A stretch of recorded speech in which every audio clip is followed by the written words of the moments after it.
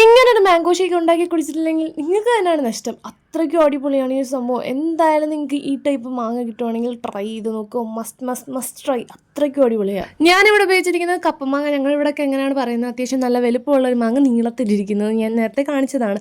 അപ്പോൾ അത് വെച്ച് ട്രൈ ചെയ്യണം. എന്തായാലും മാംഗോ ഷേക്ക് അടിക്കാൻ പറ്റിയ ഏറ്റവും ബെസ്റ്റ് മാങ്ങ ഏതാണെന്ന് ചോദിച്ചാൽ ഞാൻ പറയാം അതാണ്. അതിനകത്ത് പുളി എന്ന് പറഞ്ഞ സംഭവമേ പോയിട്ടില്ല. പിന്നെ നല്ല കൺസിസ്റ്റൻസി കിട്ടും. നല്ല ക്രീമി കൺസിസ്റ്റൻസിയിൽ അടിപൊളിയായിട്ട് ഉണ്ടാക്കാൻ പറ്റും. പിന്നെ നമ്മൾ തണുത്ത പാലും കൂടെ ചേർത്ത് കൊടുക്കുക. ഇച്ചിരി കട്ടയായിട്ടുണ്ട്, ഇച്ചിരി ലൂസായിട്ടുണ്ട്.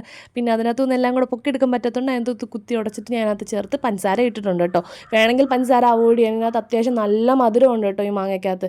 പിന്നെ ഒരു ആഡംബരത്തിന് കുറച്ച് ഐസ്ക്രീമും കൂടെ വെച്ച് നമുക്ക് ഡെക്കറേറ്റ് ചെയ്തിട്ട് അങ്ങോട്ട് മിക്സ് ചെയ്തിട്ട് അങ്ങോട്ട് കഴിക്കുക. സീരിയസ്ലി ഈ ഒരു സംഭവം നിങ്ങൾ എന്തായാലും ഈ മാങ്ങ കിട്ടുവാണെങ്കിൽ ട്രൈ ചെയ്തോണം. ഇപ്പോൾ എല്ലായിടത്തും ഈ ഒരു മാങ്ങ അവൈലബിൾ ആണ്. ബാക്കിയിരിക്കുന്ന മാങ്ങയല്ല, കപ്പമാങ്ങയാണ് ഞാൻ ഉദ്ദേശിച്ചത്. പിന്നെ ഈ മാങ്ങ മേടിക്കുമ്പോൾ ഒരു കാര്യം കൂടെ ശ്രദ്ധിക്കുക. പലരും വിളയുന്നതിന് മുമ്പേ പറിച്ചിട്ട് പഴുപ്പിച്ചിട്ട് മിക്കുന്നവരുണ്ട്. ആ ടൈപ്പ് മാങ്ങ മേടിക്കരുത്. നല്ല വിളഞ്ഞത് പഴുത്തത് മേടിച്ചാൽ നല്ല മധുരമാണ് കേട്ടോ.